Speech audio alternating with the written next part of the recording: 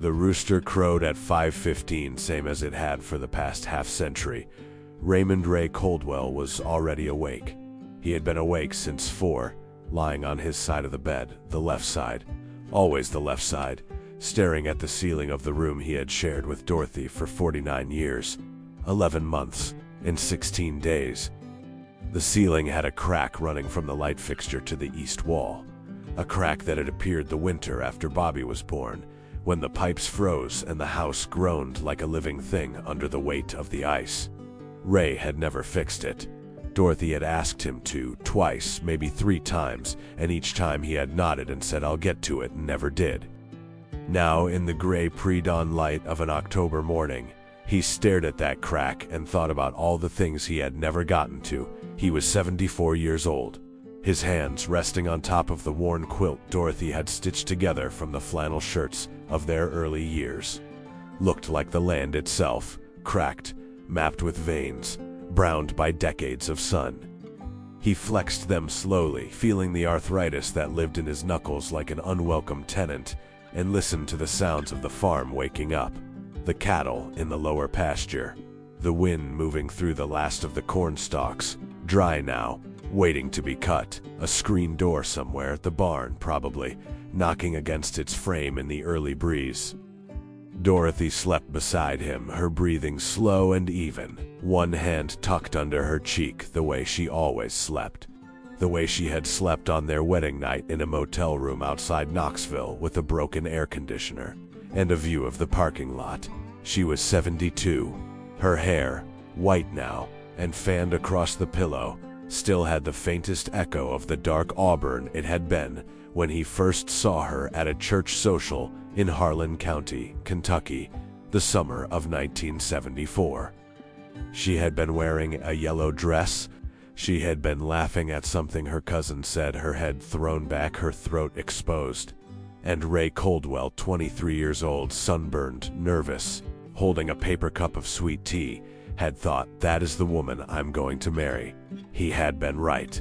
He had been right about very few things in his life with the same certainty, but he had been right about that. He got up carefully, the way a man gets up when he has lived long enough to know that his body requires negotiation in the mornings. He pulled on his work pants, his flannel shirt, his boots, the same sequence, the same chair, every morning for 50 years. He did not turn on the light. He knew every inch of this room in the dark. Downstairs, the kitchen held the particular cold of early October, a cold that came up through the floorboards and settled in the corners. Ray started the coffee, the old percolator that Dorothy kept threatening to replace with one of those pod machines Marcus had sent 2 Christmases ago, still in its box on the shelf above the refrigerator. He stood at the kitchen window while the coffee brewed and looked out at his land, 63 acres of Tennessee Valley, rolling and red-earthed, backed up against a limestone ridge that turned gold in the fall. The barn, red and sagging slightly on the east corner where the foundation had shifted, the equipment shed, the chicken coop, the garden plot mostly finished for the year, its rows turned over and resting, the oak tree at the edge of the yard, the one he had climbed as a boy when this had been his father's farm, the one his own children had climbed, the one with the rusted remains of a tire swing that had rotted and fallen sometime in the 1990s, and that he had also never replaced. His father had worked this land, his grandfather before that. The Coldwell family had been in this valley since before the Civil War, had survived the Depression by growing their own food and slaughtering their own hogs, and asking nothing from anyone. A fact his father had mentioned with pride so often it had become less a piece of family history than a kind of religion. "We don't quit. We don't ask. We work." Ray had believed that. He had built his entire life on it. He poured his coffee and went out to the porch. The morning was cold and clear, the sky just beginning to lighten along the eastern ridge, turning from black to a deep blue that would soon go purple and then pink, and then the hard, bright blue of a Tennessee October morning. He could see his breath. He sat in the same chair he always sat in, wooden, painted green once, the paint long since stripped to bare gray wood, and wrapped both hands around his mug and listened. This was the part of the day he loved best. Before the noise started, before the phone could ring or the equipment could break or the decisions could pile up. When it was just him and the land and the sound of the world waking up, and he could feel, for a few minutes, that everything was exactly as it should be. He had 47 days until his 50th wedding anniversary. He had been planning something for months. A small thing by most people's standards. But Ray Coldwell was not most people, and what he had been quietly, carefully preparing was not small to him. It was, in fact, the most important thing he had ever done that did not involve seed or soil or livestock. He had told no one. Not Bobby, who lived in the old farmhand's cottage 200 yards down the drive and worked the farm alongside him. Not Carol, who called every Sunday from Chattanooga. Not Marcus, who called less often and whose calls, when they came, had the quality of a man checking a box on a list. Me had told no one because the thing he was planning required the silence he had always been best at. He was still sitting on the porch, on his second cup of coffee, when he heard Dorothy call his name from inside the house. Her voice was different. In 50 years of marriage, he had learned every register of Dorothy Coldwell's voice the way a musician learns an instrument. He knew her happy voice and her tired voice and her quietly furious voice and the particular voice she used when she was trying not to cry. The voice that came from inside the kitchen now was none of those. He was on his feet before he had consciously decided to move. He found her on the kitchen floor. She had been reaching for the coffee. She always came down for coffee 20 minutes after him, always poured her own cup, never asked him to pour it for her. One of those small independent gestures that had defined her, and she had simply gone down. She was on her side, her right hand still outstretched toward the counter, her eyes open and moving, but her left side wrong, her face wrong, the left half of it slack in a way that turned Ray's blood to ice water. Dorothy. He was on his knees beside her, his hands on her face. Dorothy, look at me. Her right eye found him. Her mouth moved. What came out was not words. Ray Coldwell had not cried in front of another person since his father's funeral in 1987. He did not cry now. He picked up the phone from the counter above her head and dialed 911 with hands that did not shake, because shaking was not something he allowed himself. And he gave the dispatcher his address in a voice that was flat and clear and completely controlled. And while he waited for the ambulance, he sat on the kitchen floor beside his wife and held her right hand and talked to her in a low, steady voice, telling her she was going to be all right, telling her the ambulance was coming, telling her to stay with him. He did not tell her he was terrified. He did not tell her that the thought of this farm, this house, this kitchen, this morning routine without her in it, was not something his mind could form into any kind of shape that made sense. He held her hand and talked, and outside, the sun came up over the limestone ridge and turned the valley gold, and the cattle called from the lower pasture, and the corn stalks rattled in the October wind. Bobby Coldwell saw the ambulance from the window of his cottage. He was 28 years old, the youngest of Ray and Dorothy's 3 children by 7 years. A gap that had always made him feel slightly like a different generation. His siblings had been teenagers when he was in elementary school, had left for their separate lives when he was still learning to drive the tractor. He had never left. He wasn't sure if that was a choice he had made or simply something that had happened to him, the way weather happens, the way seasons do. He was a lean, quiet young man with his father's coloring, dark hair, dark eyes, the same watchful quality, and his mother's sensitivity, which he had learned early to keep hidden in the way that men in this part of Tennessee learn to keep such things hidden. He worked the farm with Ray, had worked it since he was old enough to be useful, and there was a wordless understanding between them that was the closest thing to intimacy either of them knew how to manage. He ran down the drive in his boots and his undershirt, not stopping for a jacket, and reached the ambulance as the paramedics were loading Dorothy onto the stretcher. Dad, he grabbed Ray's arm. What happened? Stroke. Ray's voice was flat, I think. Bobby looked at his mother on the stretcher, her face wrong in that terrible way, and felt something cold move through his chest. "I'll drive you. I'll go in the ambulance. You follow."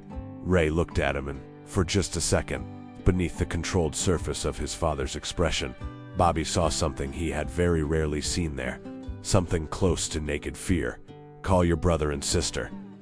Then Ray climbed into the ambulance, and the doors closed, and Bobby stood in the driveway watching the vehicle move down the gravel road, its lights going until it turned onto the county highway and disappeared. He stood there for a moment in the cold morning air, his breath coming in short clouds, the farm going about its business around him, the cattle, the wind, the rooster going again for some reason, a second announcement, and then he took out his phone and called Marcus. Marcus Coldwell was in a meeting when his phone vibrated. He was 38 years old, the oldest, and he lived in a glass and steel apartment in Nashville's Gulch neighborhood.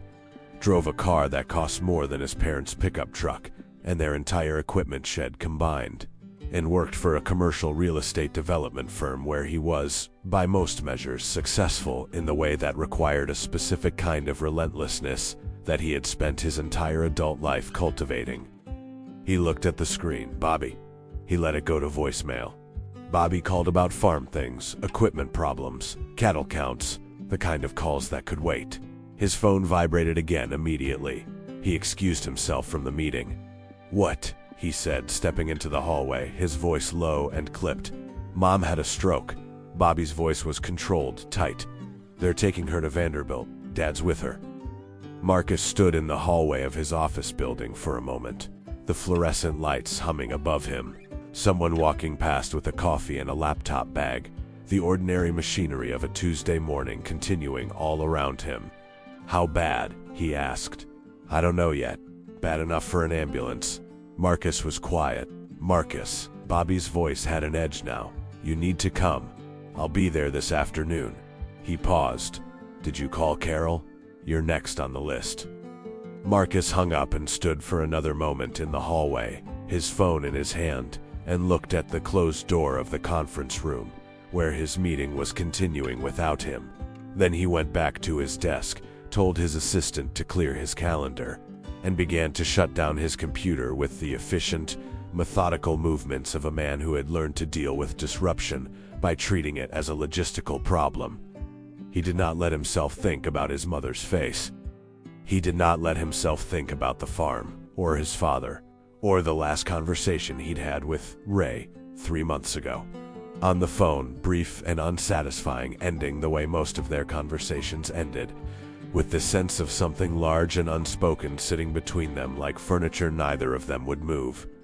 He thought about the drive to the hospital. 4 hours, traffic on I-24. He would listen to a podcast. He would manage this. He was very good at managing things. Carol Coldwell Perez heard it from Bobby at 8:47 in the morning while she was dropping her daughter off at school in Chattanooga. She was 34, the middle child, and she had what she privately thought of as the middle child's particular curse. She saw everything, felt everything, and spent most of her time trying to smooth out the spaces between people who refused to smooth themselves. She had her mother's coloring, the auburn hair, though hers was kept short and practical now, and a face that people described as warm, which was true, though the warmth covered a reservoir of exhaustion that she rarely let anyone see. Her daughter, 9-year-old Lily, was already out of the car when the phone rang. Carol watched her run toward the school entrance and then answered. And as Bobby's voice came through the speaker, she felt the specific quality of dread that comes when a thing you have been afraid of for years finally arrives. "I'm coming," she said, before Bobby had finished. "I'll get Lily sorted. I'll be there by noon." She hung up and sat in the school parking lot for a moment, her hands on the wheel, watching the other parents pulling away in their minivans and SUVs, everyone going about their ordinary morning, and felt the strange unreality of catastrophe, the way the world keeps moving when yours has just stopped. Then she pulled out her phone and called her husband, Eduardo. And while she explained what had happened, she was already mentally organizing who would get Lily from school, what she needed to pack, how long she might need to stay, whether Marcus and Bobby would be civil to each other long enough to actually function, whether her father, her silent, impenetrable, complicated father, was going to fall apart. She didn't think Ray Coldwell was capable of falling apart. She had never seen it. But she had also never seen her mother on a stretcher, and she had never had to think about what the farm and her father looked like without Dorothy in the center of it. She put the car in drive and went home to pack. By 2 o'clock that afternoon, all 3 Coldwell children were in the waiting room of the neurology unit at Vanderbilt University Medical Center in Nashville. Ray sat apart from them, not because he was cold toward them, but because that was how he sat, slightly separate, his elbows on his knees, his coffee cup empty, his eyes on the middle distance. He had not changed out of his work clothes. His boots were still muddy from the morning rounds he'd done before Dorothy came downstairs. He looked, Carol thought, like a man who had been transplanted from one world into another and had not yet processed the distance between them. The doctor, a young woman named Dr. Patricia Nguyen, whose calm professionalism made her seem older than she was, came out at 2:30 and gave them the information in precise, careful language. Ischemic stroke, left hemisphere, significant deficit. Early intervention was positive. The next 72 hours were critical. She would need rehabilitation, speech therapy, physical therapy, occupational therapy. The degree of recovery was impossible to predict at this stage. She was stable. She was being moved to the ICU. Ray listened to all of it without moving. When the doctor finished, Marcus asked 3 follow-up questions in rapid succession, the kind of questions that were really a demonstration of competence, Carol thought, watching her older brother's jaw tighten as he processed the information. Bobby sat with his hands between his knees, staring at the floor. Carol held her own hands in her lap and watched her father. Ray stood up when the doctor finished. "Can I see her?" he asked. "In about an hour," Dr. Nguyen said. "I'll have someone come get you." Ray nodded. He sat back down. He picked up his empty coffee cup, looked at it, and set it on the chair beside him. In 47 days, they would have been married 50 years. He thought about the thing he had been planning. The small, specific, completely private thing. He thought about whether it would still be possible. He decided that it would. He decided that it would be possible if he made it so, and that making things so was, at 74, perhaps the only power he had left. He sat in the waiting room of the neurology unit and made himself a quiet, absolute promise. The first tension arrived, as it usually did with the Coldwell siblings, without preamble. They had moved to a smaller waiting area off the main corridor, a room with chairs and a window overlooking a parking structure. Marcus was on his phone. Bobby was looking out the window. Carol was the one who noticed that neither of them was talking to the other, and that this was going to become a problem quickly. "Bobby," she said quietly, "have you eaten anything today?" "I'm fine." "That's not what I asked." Bobby glanced at her. "No, I haven't. I'll go get something from the cafeteria." She stood. "Marcus, you want anything?" Marcus looked up from his phone. "I'm fine." "Right." She looked between her brothers, then at her father, who had not spoken since the doctor left. "Dad?" "I'm all right," Ray said without looking up. She went to the cafeteria. The room was quiet for a moment. Marcus put his phone away and looked at his father's profile, the set jaw, the downward gaze, the absolute stillness that had always been Ray Coldwell's most defining quality, and which, depending on Marcus's mood and the state of their relationship, he found either admirable or infuriating. Today, he found it infuriating. "You should have had her see a doctor sooner," Marcus said. "She was complaining about headaches." Ray looked at him slowly. "What? Headaches?" "She mentioned them when I called last month." Marcus's voice was level, precise. "She said she'd been having them for a few weeks." Ray was quiet for a moment. "She didn't tell me that. Maybe she didn't think you'd listen." The words landed in the room the way a stone lands in still water. Bobby turned from the window. Marcus. I'm stating a fact, Marcus said, but his voice had shifted, taken on a defensiveness that meant he knew he had gone further than he intended. Ray looked at his oldest son for a long moment. His expression did not change. You think this is my fault? He said. I think someone should have made sure she was seeing her doctor regularly. She saw Dr. Patterson in August. I drove her. A pause. I didn't know that, Marcus said, slightly quieter. There's a lot you don't know, Ray said. Not unkindly, not as an attack, just as a statement of fact, the way Ray Coldwell stated most things. Then he looked back at the floor. Marcus said nothing. Bobby said nothing. The fluorescent lights hummed.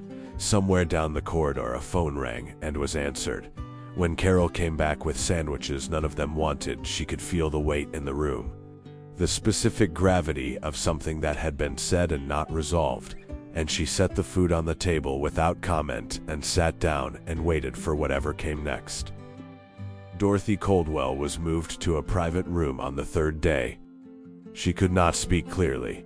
The stroke had damaged the language centers of her brain, and what came out when she tried to form words was fragmented, frustrating, her face twisting with the effort of trying to push meaning through a connection that had been severed. Her right side functioned. Her left side was slower, heavier, requiring conscious instruction to do what it had done automatically for 72 years. She looked to her children, both entirely herself and terrifyingly diminished, and the combination was harder to process than either extreme would have been. Ray visited every day.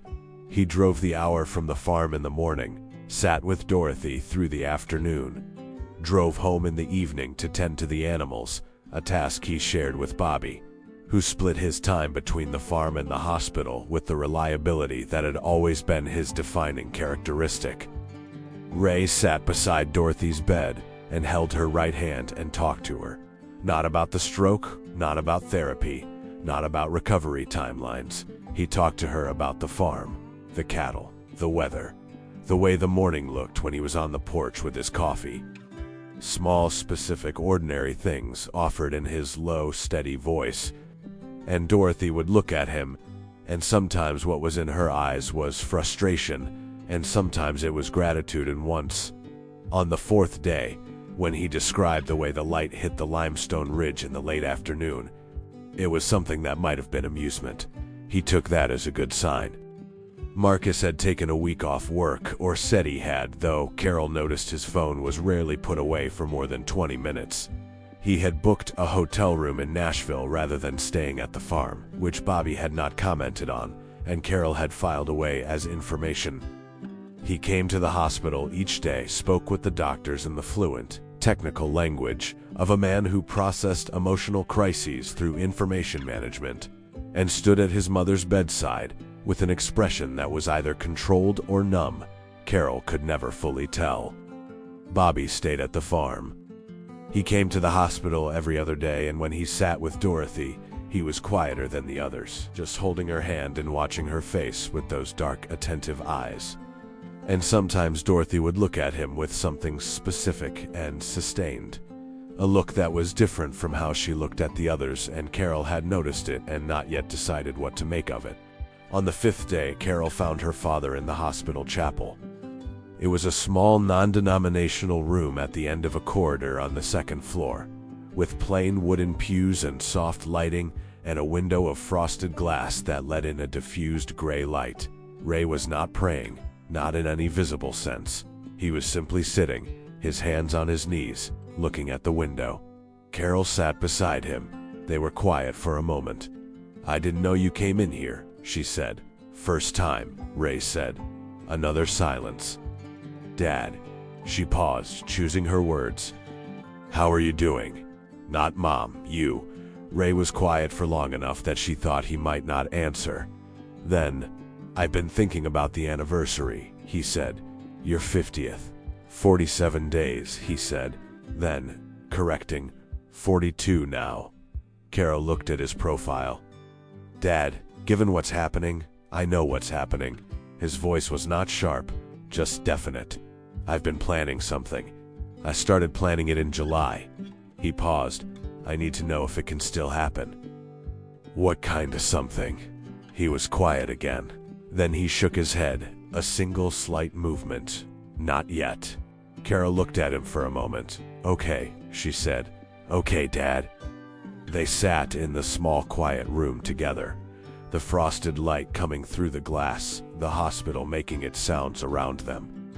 And Carol thought about her father, about what she knew of him and what she didn't, about the version of Raymond Coldwell she had grown up with and the man sitting beside her, and about how, at 34 years old, she was not sure those two things were the same. The fight between Marcus and Bobby happened on the 6th evening. It happened in the kitchen of the farmhouse, where Marcus had come for dinner, a first, which should have been a good sign, and instead became an opportunity for everything that had been accumulating to find a way out. Carol had cooked pot roast Dorothy's recipe because it seemed important to fill the house with something familiar. Ray was at the table. Bobby was washing up. Marcus had come in from his hotel, and there was a brief window where it seemed possible they might simply eat together and talk about ordinary things. And then Marcus looked around the kitchen and said, "This place needs work." Bobby turned off the faucet. "The foundation on the barn east corner," Marcus continued in the tone of a man making a presentation. "The roof on the equipment shed. I drove past the lower fence line yesterday. 2 sections need replacing. These aren't small things." "I know what needs doing," Bobby said. His voice was even. "I'm not saying you don't. I'm saying it's not getting done." "With what money, Marcus? That's exactly the question." Ray was looking at his plate. "The farm's not in great shape financially," Marcus said. "I've been looking at the numbers." "Dad, you've been carrying debt on the equipment loan for 3 years, Marcus." Carol's voice had a warning in it. "I'm not attacking anyone. I'm saying we need to have a realistic conversation about the future of this operation, especially now." He stopped. "Especially now that Mom might not recover," Bobby said. Flat, quiet, not cruel, but not soft either. "Say it." Silence. "I didn't say that," Marcus said, quieter. "You were going to..." Ray set down his fork. Everyone looked at him. He looked at Marcus, then at Bobby, with the expression of a man who has decided to speak and is measuring what he is going to say with the precision of someone who does not often speak. "This farm," he said, "has been in this family for 130 years. My grandfather broke this ground. Bled on it. I have given everything I had to it for 50 years. He paused. "It is not going anywhere, Dad," Marcus began. "I'm not finished. Not loud, not aggressive. Just steady. You want to talk about money and repairs and futures, fine. Those are real things, we'll talk about them. But not tonight." He picked up his fork. "Tonight we eat." Nobody said anything else for a while. Carol stared at her plate and thought about the word, everything. "I have given everything I had to it." She thought about all the versions of giving everything, the visible ones, and the ones that happened in the dark, without witness, without recognition. Bobby ate without looking up. Marcus picked at his food and then excused himself early, saying he needed to make a call, and the sound of the door closing behind him was somehow louder than it should have been. Carol found Bobby on the porch later, after Ray had gone to bed. The night was cold and clear, October having deepened toward its end, the stars sharp and numerous above the valley. Bobby was in their father's chair, which Carol noted but did not mention. "He's not wrong about the money," Bobby said without looking at her. "I know. The equipment loan is real. The barn is real." He paused. "I've been talking to Dad about it for 2 years. He hears me, but he doesn't want to change anything." Carol pulled her jacket tighter. "He built this life one way. It's hard to tell him it needs to be rebuilt a different way. Hard doesn't mean we don't have to." She sat on the porch railing, looking out at the dark farm. "Bobby, what is it that Mom looks at you like that? At the hospital, that specific look." Bobby was quiet for a moment, long enough that she knew the answer was something. "She knows things," he said carefully. "There are things she knows about me, about this family." He paused. "There are things I know too." "What kind of things?" He looked at her then, and in the porch light his expression was something she couldn't quite read. Not evasive, but protective. The face of someone guarding something they don't yet feel authorized to release. "Not my story to tell," he said. Carol looked at her youngest brother for a long moment. "Bobby, Mom is in the hospital. Dad is keeping secrets about anniversary plans. You're telling me there are things you know about this family that I don't. What are we talking about?" He turned back toward the darkness. "Ask Dad," he said. "When he's ready, he will be." What Carol did not know, what none of the children knew, was what Ray had done in July. He had driven alone to Knoxville on a Tuesday afternoon, telling Bobby he had supplies to pick up. Which was not a lie. He had stopped at the farm supply on the way back. But the real reason for the drive was the third floor of a building downtown, where a woman named Sandra Marsh, who had been the Coldwell's family attorney since 1998, ran a small practice out of a suite of offices that smelled of old coffee and legal pads. Ray had sat across from Sandra Marsh and told her what he wanted. It had taken him 2 hours to explain it all, because explaining it required going back, farther back than Sandra had been part of the story. Back to a night in the winter of 1974, when he and Dorothy had been married for exactly 6 months and the farm was failing, and he had made a decision that neither of them had ever spoken about to their children. Sandra had listened without interrupting, which was one of the things Ray appreciated about her. She was a practical woman who dealt in documents and facts, but was not incapable of recognizing when a fact was also a human thing. When he finished, she had looked at him over her reading glasses and said, "Ray, are you sure?" "I've been sure for 50 years, he said. "I just didn't know how to say it. You understand that when this comes out, and if you do this the way you're describing, it will come out, it will change things.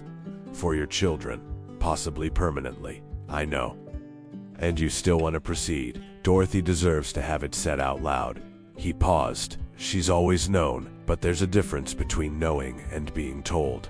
Another pause. "I should have told her a long time ago." Sandra had nodded slowly. "All right," she said. "Let's go through it." And so the document had been prepared and revised and finalized. Ray had driven home through the September evening with it in an envelope in the glove compartment of the truck, and had transferred it to the locked metal box in the top shelf of the bedroom closet, where it had been sitting for 6 weeks, waiting for November 15th. Now November 15th was 42 days away, and Dorothy was in a hospital bed, and Ray sat in his empty farmhouse in the evenings and looked at the ceiling crack and thought about whether the plan still made sense. It did. He was certain of it. If anything, what had happened in the kitchen in October made it more necessary. 3 weeks into Dorothy's hospitalization, she began to speak. Not fluently, not even close. The speech therapist, a patient young man named Daniel Okafor, who had the particular gift of making struggle seem less shameful, worked with her every morning, and what emerged was slow and effortful and incomplete, missing words in the middle of sentences the way a fence misses posts. But it was hers, Dorothy's voice, Dorothy's patterns, Dorothy's specific and irreplaceable way of being in the world. The first false sentence she managed on a Thursday afternoon with Ray beside her was, "Stop looking at me like that." Ray had almost smiled. He said, "Like what?" She pointed at his face with her right hand and made a gesture that clearly communicated, "Like you're waiting for me to disappear." "Old habit," he said. Her right hand found his. She squeezed. He turned away for a moment toward the window, and when he turned back, his expression was composed again. Marcus extended his time in Nashville. This surprised Carol, who had expected him to return to his apartment and his career after the first week, and surprised Bobby, who said nothing but noticed. Marcus did not explain the extension directly. He mentioned a client who could be handled remotely, rearranged meetings, said he'd work from the hotel for now. What he did not say, because he was not yet capable of saying it, was that something had happened to him in the hospital chapel on the evening of the 7th day. He had gone in for no particular reason. He was not religious, had not been since childhood, had left his mother's Baptist faith the same year he left Tennessee at 18, going to college in Atlanta with the sense of escaping something, though he had never been entirely sure what.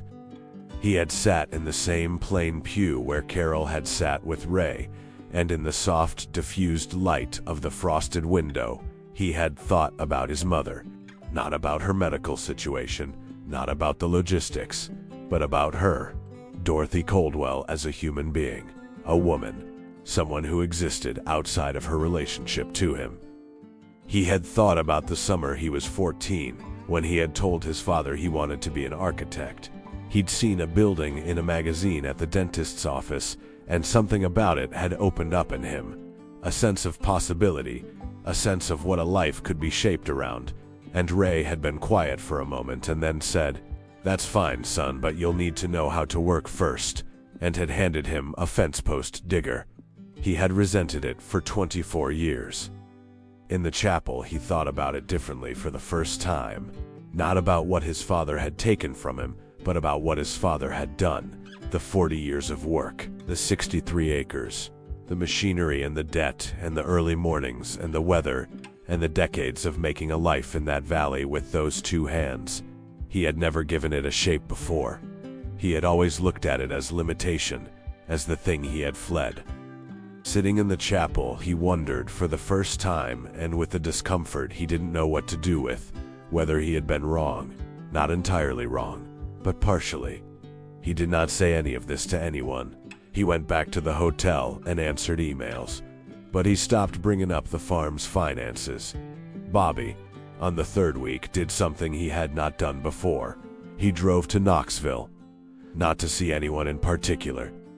He drove to the old neighborhood where Dorothy had grown up, the east side of the city, a modest residential area with small houses and mature trees. He had been here once before as a child for a great-aunt's birthday party.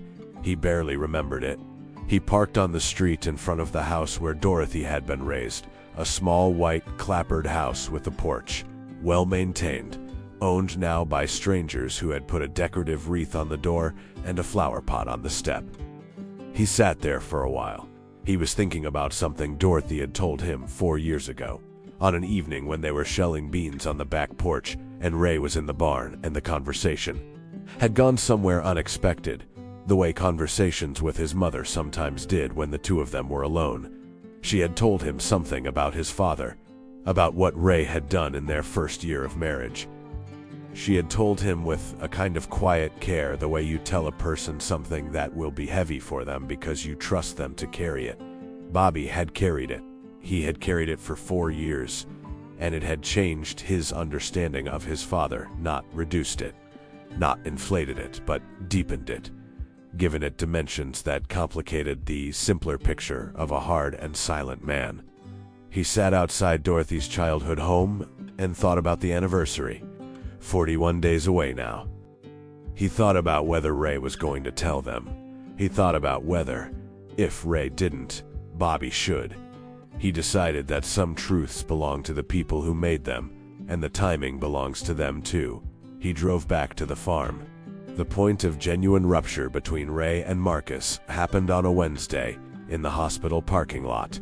It was an accident in the sense that neither of them had planned it. Marcus had been there for Dorothy's session with the speech therapist, had stayed afterward, and had walked out to the parking lot at the same time as Ray. They stood beside Ray's truck in the pale November sun. 3 weeks of dormant conflict looking for a surface. She asked about the farm today, Marcus said. Ray looked at him. What did she ask? She asked if it was all right, if the cattle were. He stopped. She couldn't get the word out, but I understood. I told her yesterday. She knows. Marcus looked at the truck, the dents and the rust, the cracked mirror on the passenger side, the bed with its permanent patina of red mud and hay. Why do you still drive this truck? He asked. It's 20 years old. Runs fine. I would have bought you a new one. A few years back, I offered. I don't need you to buy me things, Ray said. And there it was. The old shape of the old argument, the one that had no real resolution because it was not about a truck. I was trying to help, Marcus said, and his voice had something in it that was not quite. I have always been trying to help, and you've never once let me. Ray was quiet. You act like needing anything is weakness, Marcus continued. You act like asking for something is losing, and you have passed that down. He stopped himself. Ray looked at his son. The wind moved through the parking lot, cold and sharp, carrying the smell of exhaust and concrete. A cloud moved across the sun and the light went gray. Say it, Ray said. You passed it down, Marcus said, quieter now. To me. The inability to ask for anything, the wall. He put a hand on the side of the truck, a tired gesture. I have spent 20 years building exactly what you said I didn't need to build because you told me, without ever using the word, that being successful on someone else's terms was what was required to have any value. And I built it. And it is, he shook his head. It's what? Ray asked. Marcus was quiet for a moment. I don't know what it is, exactly, he said. That's the problem. Ray looked at his oldest son, at the suit that cost more than most people's monthly income, at the face that had his mother's bone structure and his own set to the jaw, at the 38-year-old man who had driven 4 hours from Nashville and hadn't gone home, and who was standing in a hospital parking lot admitting something he probably had never admitted before. I know you've worked hard, Ray said. That's not, I know, but it's true. Ray paused. I wasn't. He stopped. Tried again. I didn't know how to tell you things. That was a failure. Mine. He said it the way he said most difficult things, simply, without decorative language, as a fact. I have things to tell you. All three of you. I'll tell you soon. Marcus looked at him. What things? Soon, Ray said. He opened the truck door. She needs rest this afternoon. Come back tomorrow morning. He got in the truck and drove away, and Marcus stood in the parking lot and watched the 20-year-old vehicle disappear into Nashville traffic and felt, for reasons he couldn't fully articulate, that something had shifted, not resolved, not fixed, but shifted, like the first movement of a door that has been stuck for years. Carol called Bobby that evening. Something's happening with Dad, she said. I know. He told Marcus he has things to tell us. I know that too. A pause.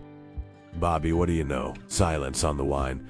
Then, 4 years ago, Mom told me something about the first year of their marriage. He paused. I think Dad's going to tell you himself. I think that's what he's been building up to. You've known for 4 years and didn't tell me. It wasn't mine to tell. Carol paced her hotel room. She was staying at the same motel, a mid-range chain just outside Nashville, that she had been at for 3 weeks now, going back to Chattanooga on weekends for Lily. Bobby, can you give me anything? Any kind of, the farm, Bobby said.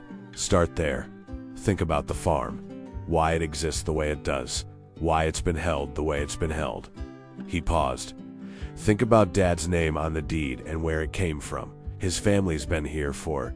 Think harder. Carol stopped pacing. She stood still in the middle of the hotel room and thought about it. About the farm. The deed. The Coldwell name. The story of the land that had been told so often it had become myth. Her grandfather. Her great-grandfather. The Depression. We don't quit. We don't ask. We work. Something began to form in the back of her mind, not yet a complete shape. Bobby, she said slowly, is there someone else? Silence. Is there someone else who has a claim to?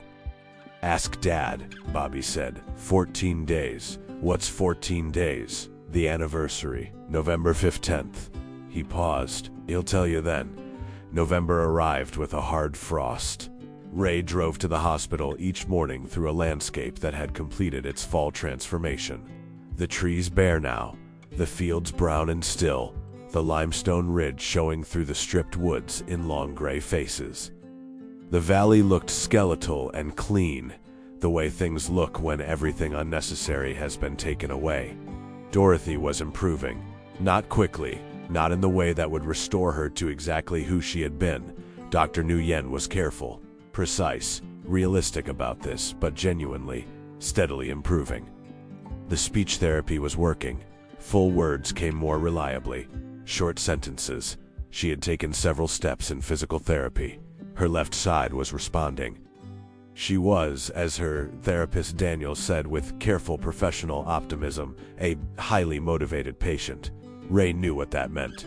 It meant Dorothy Coldwell was too stubborn to let a stroke define her. He had known this would be the case. You did not spend 50 years with someone without understanding the composition of their will. He told her on the 4th of November what he had been planning. Not all of it, not the full story, not the documents in the metal box, but the gesture.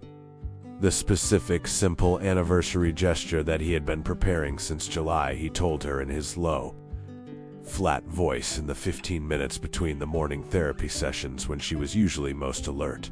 Sitting beside her bed with her right hand in both of his, her response was silence first. Then her right hand tightened on his. Then her eyes, those dark eyes that had found him at a church social in the summer of 1974, filled slowly, and one tear ran down her left cheek, the slightly less mobile side, and she said, with tremendous effort, 2 words, "Ray." Finally. He nodded. "I know," he said. "I should have." She shook her head. Stopped him. She pointed at him, at his chest, at his heart, the specific gesture unmistakable. He understood. Your heart, I know. I know you know," he said. "But the kids don't." Her expression shifted. Something complex moved through it. Not quite worry, not quite relief. Something between. "I want them to know," Ray said. "With you there. If you're... I want it to be the 15th. She looked at him for a long time. Then she nodded. On the 10th of November, 5 days before the anniversary, Marcus came to the farm, not to the hospital. To the farm itself, which he had not visited since arriving in Nashville the morning of the stroke. He drove up the gravel drive in his city car and parked beside Bobby's truck and got out and stood for a moment in the cold morning air and looked at the place he had grown up. Bobby came out of the barn. They looked at each other across the distance of the yard. "I want to help," Marcus said, "with the fence line, the sections that need replacing." Bobby was still for a moment, then "Tools are in the equipment shed." They worked together for 4 hours without talking about anything except the work, which posts needed to come out, how to set the new ones in the frozen ground, the particular rhythm of it, the way the cold made the metal tools sharp and unforgiving in the hands. At some point in the 3rd hour, Marcus's phone rang in his pocket. He looked at the screen, his office, and put it back without answering. Bobby noticed. He said nothing. When they were done, they stood at the repaired section of fence and looked out at the lower pasture where the cattle moved in the gray afternoon light. And Marcus said, "I forget that it's beautiful here." "You didn't forget," Bobby said. "You chose not to look." It was not said as an accusation. It was said as a fact, gently, in the way Bobby said most things. Marcus was quiet for a moment. "Yeah," he said, "that's probably right." They walked back toward the house. The sky was pressing low and dark, the smell of coming snow in the air, the farm settling into its late afternoon quiet. "Dad told me he has things to tell us," Marcus said. "On the 15th, he told me too. Do you know what it is?" Bobby glanced at him. "Some of it." "Is it?" Marcus paused. "Is it bad?" Bobby thought about this for a moment. "It's the opposite of bad," he said. "It's going to be hard to hear, but it's the opposite of bad." On the 14th of November, Dorothy was cleared for a day leave. Not discharge, she was weeks away from discharge, but a supervised day leave for a special occasion, which Dr. Nguyen had approved with conditions. Wheelchair accessible, no more than 6 hours, return by 7 p.m.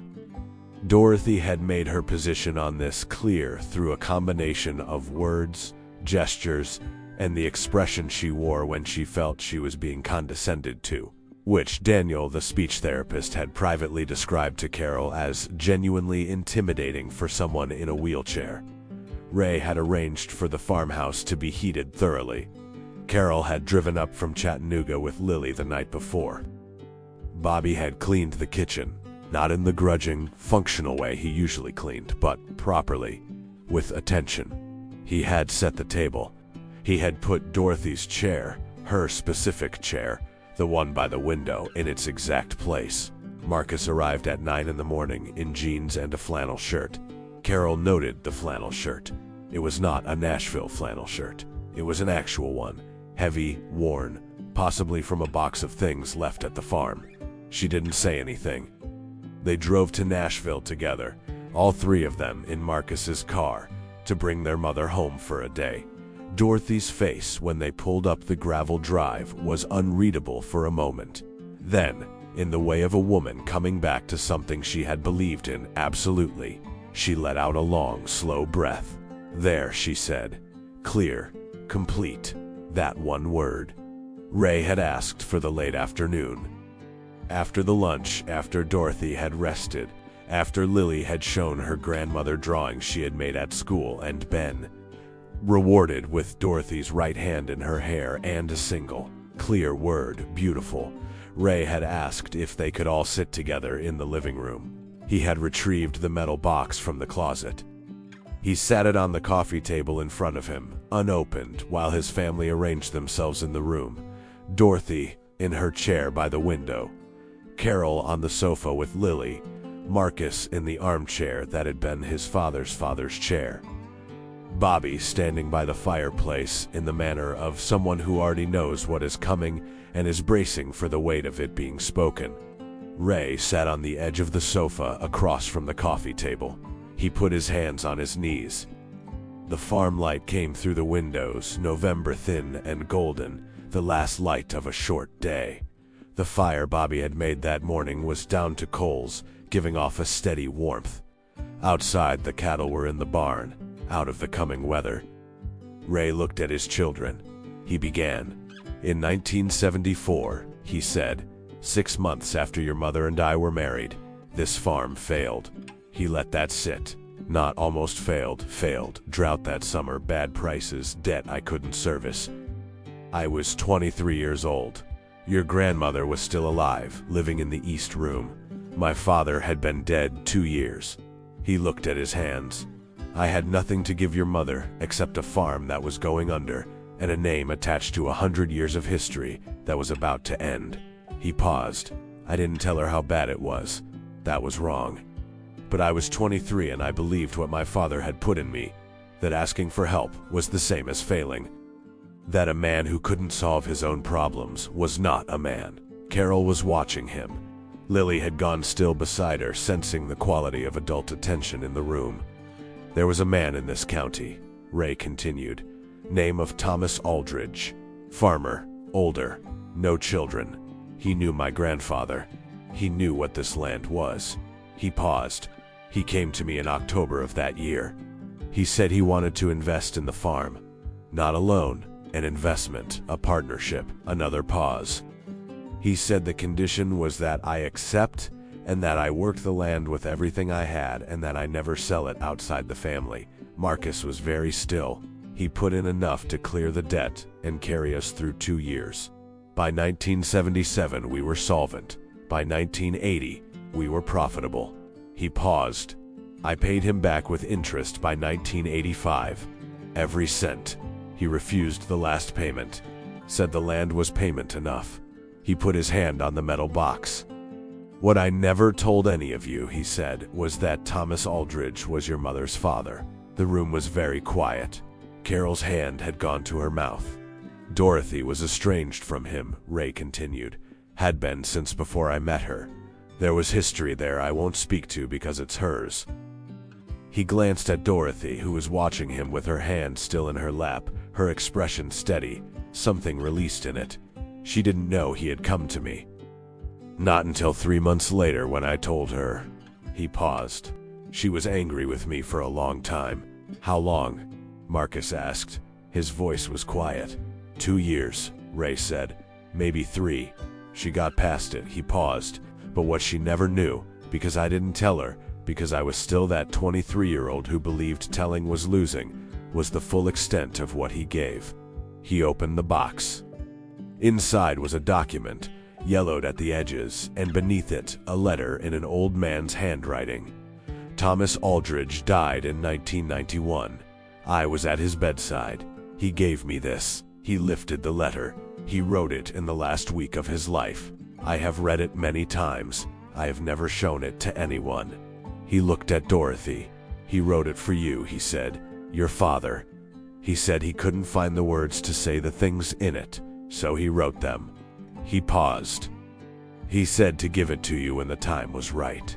He held her gaze. I didn't know when that was. I kept thinking there would be a better moment. He paused. There wasn't. There never is. I was afraid. The word afraid in Ray Coldwell's mouth was a thing none of his children had ever heard before. Dorothy's right hand was trembling slightly. Ray stood across the room and knelt beside her chair, a man of 74, with arthritic knees and 50 years of labor in his body, going to one knee beside his wife, and held out the letter. She took it with her right hand. She looked at him. Why now? Not perfectly clear, but clear enough. 'Cause you almost didn't come home, he said. Because I have been waiting for a better moment for 30 years, and I have run out of time to wait. He paused. And because I love you in a way I have never found the right words for, and the least I can do is give you the words someone else found. Dorothy read the letter in the chair by the window.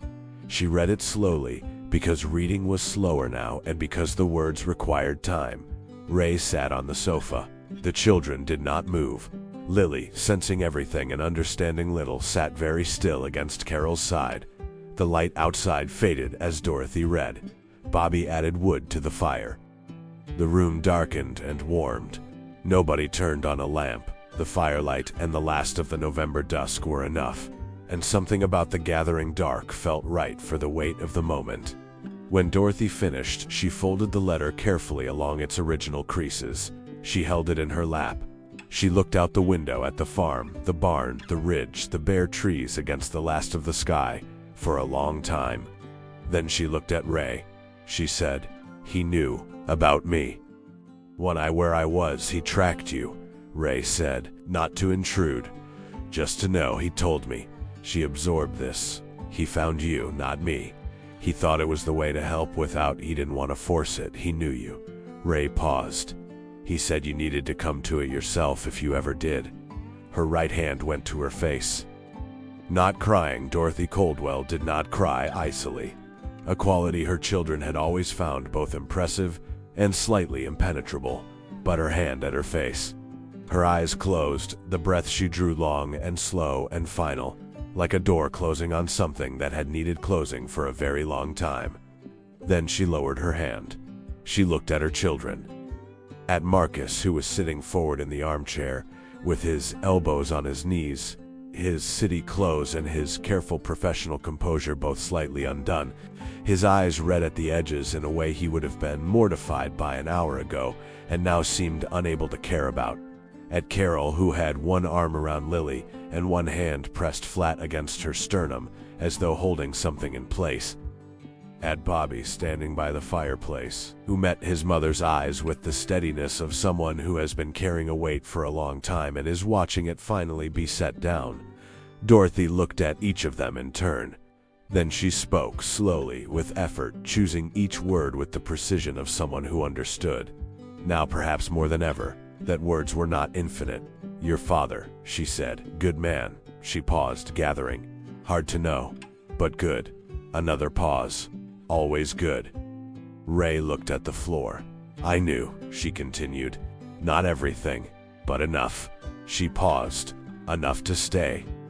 The fire shifted and settled. A log broke apart into coals.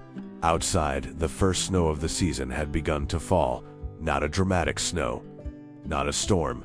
Just the quiet, vertical descent of the first flakes of November, drifting down through the dark air and settling on the red Tennessee earth without sound. Marcus was the first to speak, after a long silence. "I need to ask something," he said. His voice was different, not the boardroom voice, not the managing voice. Something below that, something that had been stored in a lower register for a long time. The investment, Aldridge's investment. The reason this farm is still standing. He paused. "You never told us because I was ashamed," Ray said, simply. Marcus looked at him. "I had been raised to believe that a man provided for himself or he was not a man." What Aldrich did, what your mother's father did, it was an act of mercy. I didn't know how to hold mercy. I didn't know how to accept it without it meaning I had failed. He paused, so I held it in silence instead. For 50 years. He looked at Marcus directly, and I passed the shame on to you. Without meaning to, I know that. Marcus was very still. I'm telling you now, Ray said, because your mother deserves to hear that she was loved by her father, even in the broken way that it came through. And because you all deserve to know that this farm, this land, was saved by love. Not stubbornness, not Coldwell grit. He paused. Love. The word was strange in his mouth, not because it was untrue, but because it had so rarely been used there. His children felt the strangeness of it and also its rightness. The way a key feels strange and right when it finally turns in a lock that has been jammed for years. Marcus put his face in his hands, not crying exactly. Something adjacent to it, the physical response to a pressure that had finally been named and could therefore begin to release. Carol reached over and put her hand on his arm. Bobby watched the fire. Later, much later, after Lily had fallen asleep on the sofa under Dorothy's quilt, and after the snow had put down a thin white coat on everything outside, and after the conversation had moved through its necessary stages and arrived somewhere quieter and more solid, Ray and Dorothy were alone in the living room. The others had gone to their respective corners of the house, Marcus in the guest room, Carol upstairs with Lily, Bobby back to his cottage for the night. The farmhouse had settled into its nighttime sounds, the particular creaks and sighs of a very old structure accommodating the cold. Dorothy was still in her chair by the window. Ray had pulled his chair close. Between them on the side table was a cup of tea, Dorothy's, the kind she had been drinking since before they were married. Chamomile with 1 teaspoon of honey that Ray had made without being asked, the same way he had made it for 50 years. She had the letter in her lap, folded. Ray was looking at her profile, at the 63-year-old woman who was also the 21-year-old in the yellow dress at the church social.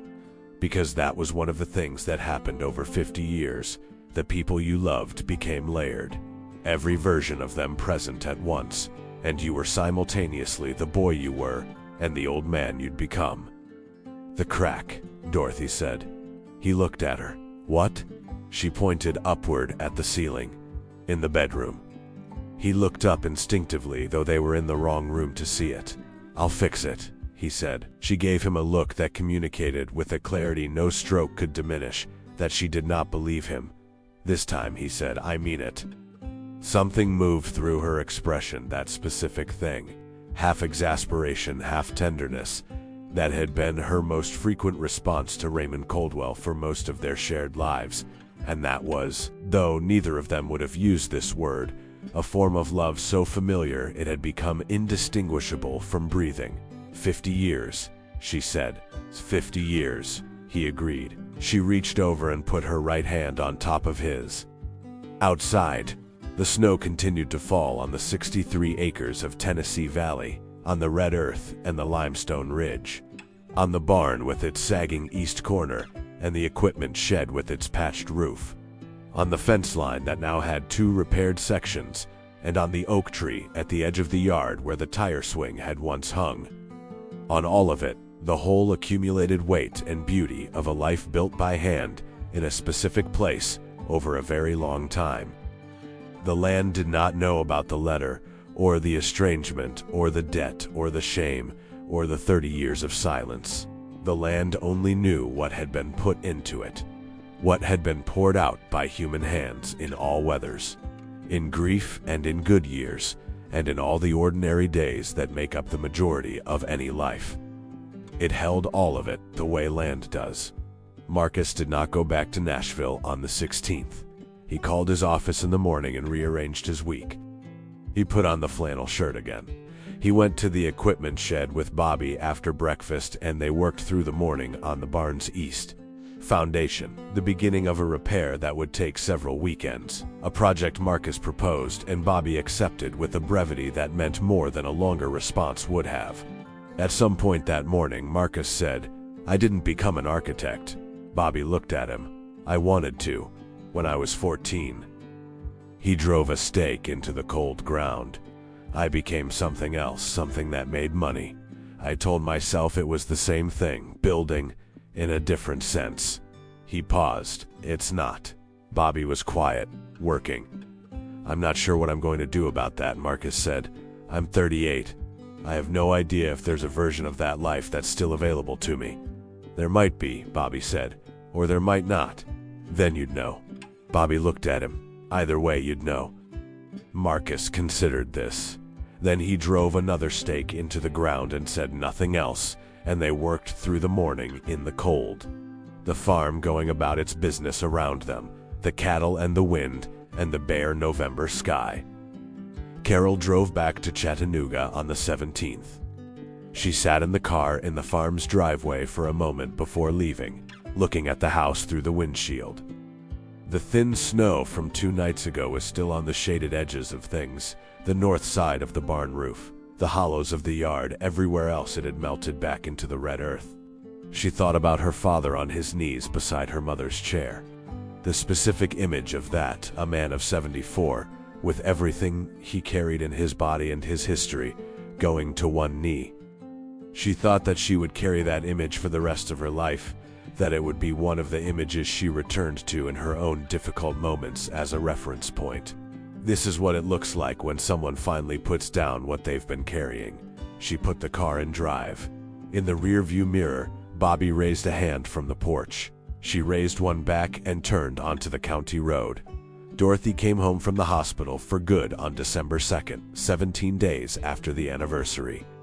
She came home to the farm that her father, the man she had not spoken to for the first 20 years of her adult life, who had watched her from a distance and finally found the only way he knew to reach her, had helped to save. She came home in a wheelchair she would use for several more months before the physical therapy made it optional rather than necessary. She came home to the kitchen where Ray made her chamomile tea with 1 teaspoon of honey and set it on the table at the exact chair she always sat in, as though no time had passed, as though this was any morning. She came home to the living room where the letter now sat in the top drawer of the secretary desk. In the envelope, Ray had kept it in for 30 years, next to a photograph that had been in the same drawer for just as long. A photograph Ray had obtained from the county records office sometime in the 1990s, of a man he had only met a handful of times, standing in a field, squinting against the sun. Dorothy had looked at the photograph for a long time on the morning Ray showed it to her. She had said, "Finally, he had my eyes." Ray had looked. He had never thought about it before. But looking now, with her beside him, yes, the same dark, direct eyes, the same quality in them, watchful, precise, not unkind. "He did," Ray said. She had closed the drawer gently and said nothing else. Ray fixed the crack in the bedroom ceiling on the first weekend of December. Bobby helped him. It was a Saturday, cold and overcast, Dorothy resting in the living room while the two of them worked in the bedroom with plaster compound and a broad knife, and the particular silence that existed between Ray Coldwell and his youngest son.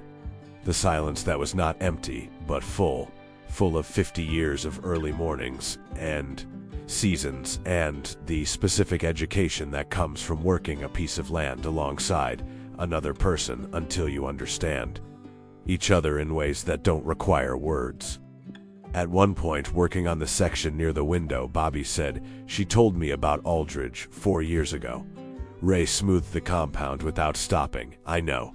A pause. "You knew she told me?" "She told me she had." He paused. "She said you needed to know some of it so you'd understand me better." Another pause. "She said you were struggling with it." Bobby was quiet. "Were you?" Ray asked. Not as a challenge, genuinely. Bobby thought about it. "I understood you more after," he said. "It was harder in some ways, easier in others." Ray nodded. "That's usually how it goes. They worked." "Dad," Bobby said after a while. "The farm, the financial situation. I think we should talk about it. Really talk. Not Marcus making a presentation. Just us." "All right. I have some ideas." Not about selling or changing what it is, about making it work better. There are programs, agricultural grants, conservation easements. I've been reading about them. Ray was quiet for a moment. All right, he said again. You'll actually listen? Ray glanced at him, the corner of his mouth moved. It was, for Raymond Coldwell, the equivalent of a grin. I'll listen.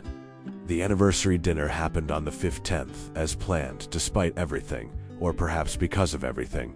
It was not the dinner Ray had originally imagined. Originally, it had been just him and Dorothy, a reservation at a restaurant in Knoxville, a quiet evening. What it became was different. All three children, Lily, the farmhouse kitchen, a table extended with the leaf that only came out at Thanksgiving, food that was a collective effort, Carol's cornbread, Bobby's beef stew from Dorothy's recipe, Marcus, who had insisted on making a pie from scratch and produced something that was structurally imperfect and tasted exactly right. Dorothy sat at the head of the table. She looked at the food and the faces and the kitchen she had cooked in for 49 years and 1 month. And she said, slowly, clearly, one word at a time, the speech therapy's gains visible in every syllable. This is exactly right. Ray, at the other end of the table, looked at her. 50 years. He thought about the summer of 1974. The church, social, the yellow dress. The moment before he had walked over to introduce himself, that single moment of standing still, paper cup of sweet tea in hand, watching a woman laugh with her head thrown back and thinking with absolute certainty, that is the woman I'm going to marry. He had been right.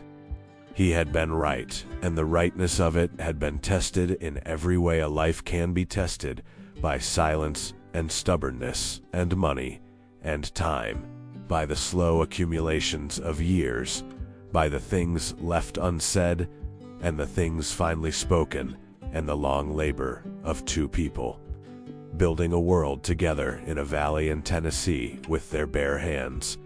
He raised his glass. 50 years, he said. 50 years, his children echoed, raising theirs. Dorothy raised her glass last, her right hand steady. She looked at Ray with those dark eyes, her father's eyes, her own eyes. The eyes of a woman who had chosen this man and this land and this life, and had never once, in all the difficult years, fully regretted it. 50 years, she said. Outside, the December night was cold and clear, the stars sharp above the valley, the limestone ridge dark against the sky. The farm was quiet, the cattle were in. The bare trees stood still in the cold air.